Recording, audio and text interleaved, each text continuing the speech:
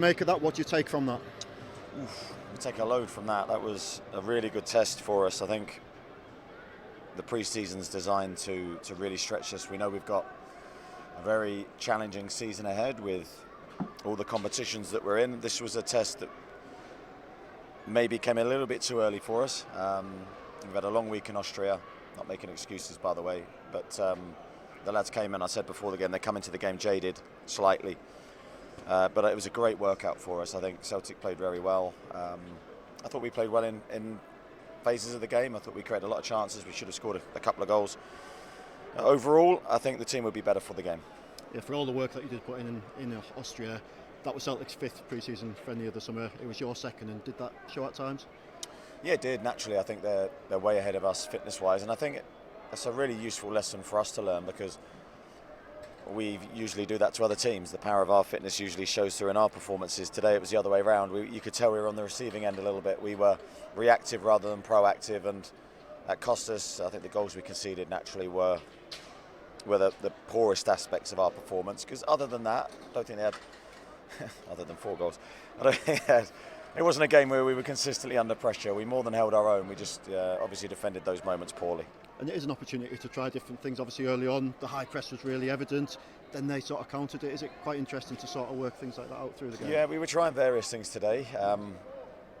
Some was good, some was bad, but that is the beauty of pre-season. It's very rare you get a chance to experiment to a degree and without it costing you points. So we've got a lot of work to do, we know that, but we're in the very early stages of the pre-season.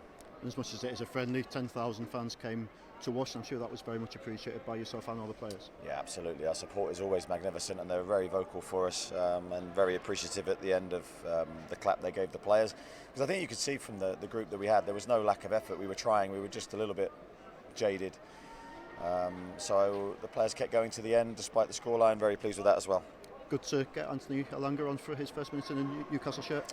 Yeah, really good, and I thought you saw his qualities in the game. He caught the eye. You could see his qualities with his speed.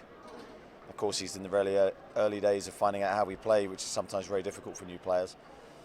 But there were some real positives, some good performances from the younger guys, great experiences for them, and yeah, some rusty performances I thought from some of the players, but that's natural. Some of them have only trained for 3 to 4 days, so that will do them the world of good.